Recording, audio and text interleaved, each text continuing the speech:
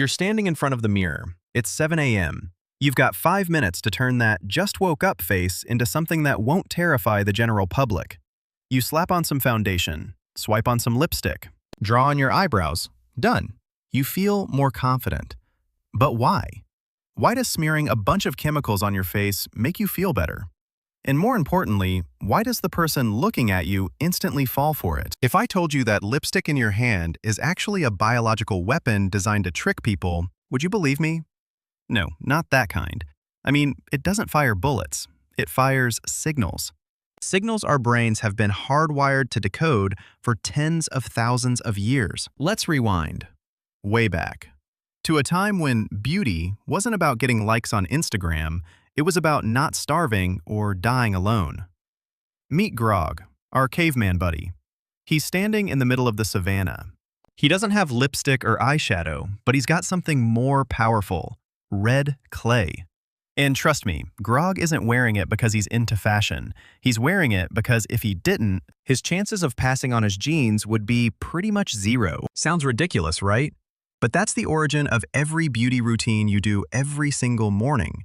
We haven't really evolved out of that cave. We just swapped mud for Chanel, ash for mascara, and survival for artificial confidence. But wait, it gets way more complicated than that. Let's start with those first streaks of mud. Look at Grog. He's not a fashionista. He's a guy in a race against time. In the Stone Age, attention was a scarce resource. If you weren't standing out, you were invisible. And in biology, being invisible usually means, well, you're not leaving a legacy. Grog understood this instinctively. He didn't need to read books on behavioral psychology. He just knew one thing: color is the language of life. See that? Ancient makeup wasn't vanity. It was a form of body-mounted billboard. When Grog smeared that mud on his face, he was broadcasting a message. I'm here, I'm healthy, and I've got enough energy to play with mud instead of just lying around waiting to die. That's the difference between a high-value individual and someone who's just background noise. Don't laugh at Grog. Today, when you pick out a bright red lipstick or a sharp eyeliner wing, you're doing exactly what Grog did. You're trying to boost your signal in a chaotic crowd. The only real difference is your wallet. Grog got his mud from the ground. You get yours from fancy, overpriced boxes. But at the core, not a millimeter of difference. We're all creatures obsessed with looking different to get social validation. Grog wore mud to catch the eye of the girl in the tribe. And you? Come on, don't pretend you do your makeup just for fun. We're all trying to sell an upgraded version of ourselves. It's just that Grog did it with dirt, and we do it with technology. But wait, have you ever wondered why it's always red? Why not green to be more one with nature? The answer is right under your skin. Why red? You think it's just a fashion trend? Forget it. Red is the most primitive survival signal our brains are hardwired to scan for every single day.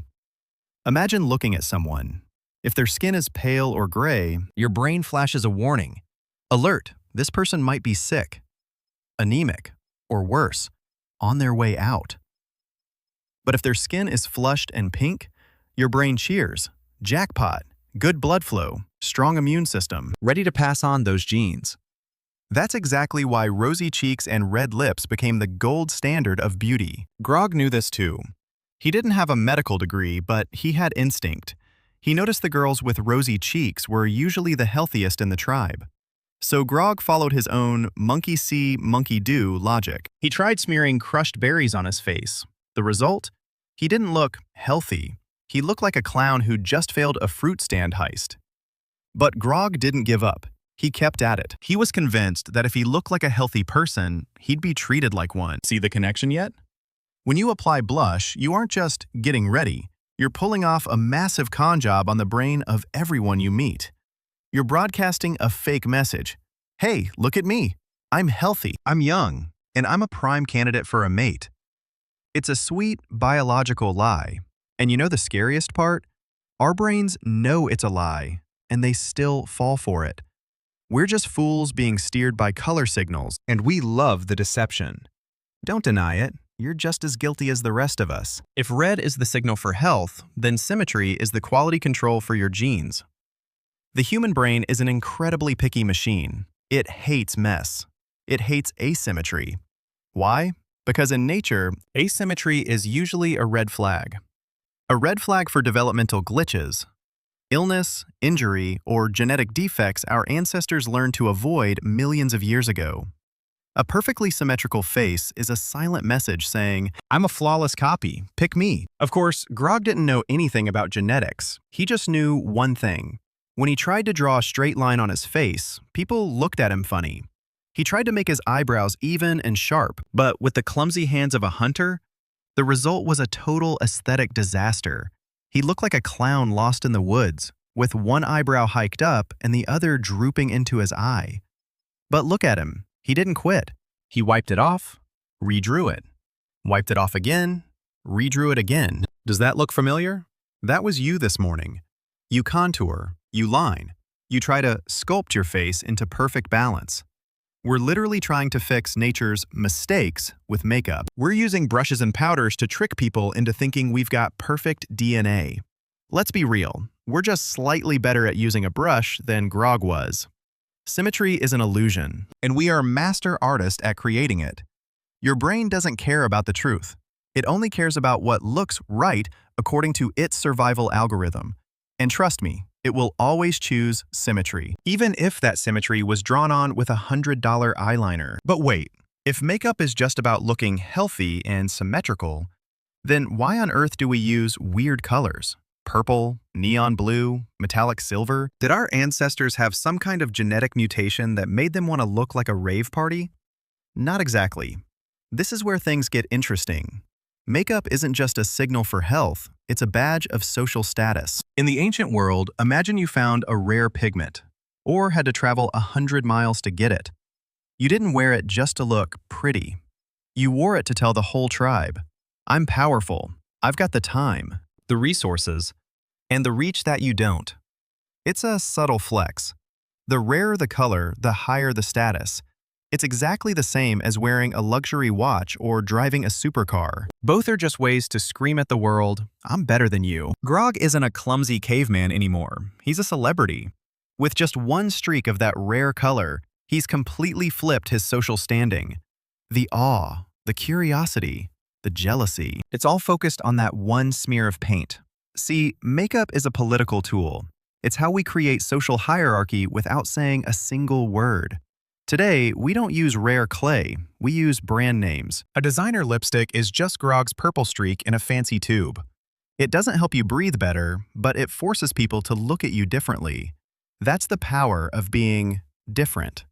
And trust me, nobody can resist the urge to be just a little bit more special than the person standing next to them. This race has no finish line. You think you've hit the peak of beauty with the latest makeup trend? Think again. The second you find the perfect foundation, someone else discovers a highlighter that's even more blinding. This is a biological arms race. In our world, beauty standards never sit still. They're constantly shifting, constantly evolving, and most importantly, they're constantly forcing you to upgrade yourself if you don't want to get left in the dust. It's an endless loop. When everyone starts wearing makeup, just looking normal isn't an advantage anymore. You have to go bolder, sharper, or weirder. It's exactly like Grog and his rival. If the other guy paints one stripe, Grog paints two. If the rival finds red, Grog hunts for purple. They aren't just grooming, they're trying to drown out the other person's signal. And our brains are hypersensitive signal receivers. They get sucked right into the game. We're constantly scanning, comparing, adjusting our standards based on whatever is trending. Are you tired yet? You should be. Because that's the whole point of this race. It's designed to never end. Every new beauty trend is really just a software update for our ancient survival instincts. We're never satisfied, because if we were, we'd stop trying. And in Grog's world, stopping meant, well, you get the picture. We're all athletes in a race where we don't even know where the finish line is. We just know that if we stop, we become obsolete.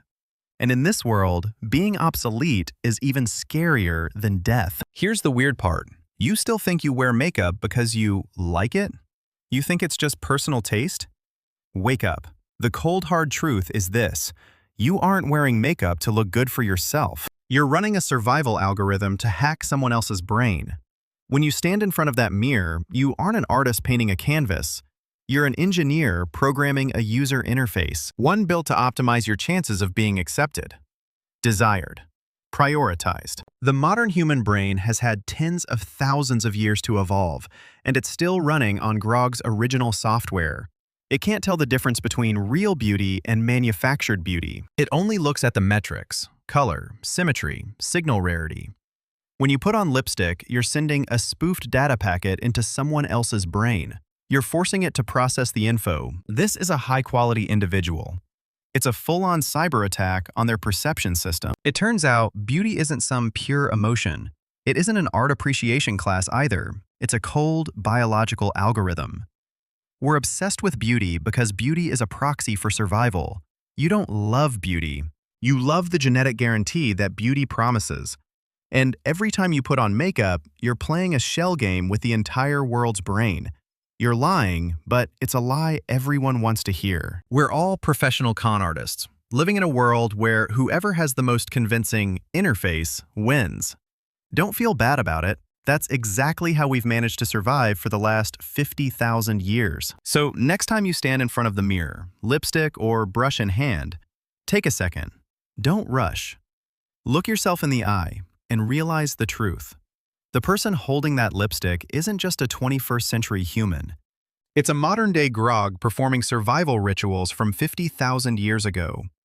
You aren't different. You're just using more sophisticated, expensive tools. But the goal is exactly the same as those red mud streaks on our ancestors' faces by the campfire. We're still racing, still broadcasting signals, still trying to convince the world that we're the optimal choice. There's no shame in that. It's our nature. It's what has kept our species alive until today. Whether you're wearing designer makeup or just a simple lip balm, you're doing exactly what needs to be done to stake your claim in this brutal game of survival. Go ahead, put on your makeup, look your best. Stay confident. Just remember that behind every sharp eyeliner wing or flawless foundation, there's an ancient algorithm quietly running the show. You aren't just getting ready. You're sending out a survival signal from the Stone Age.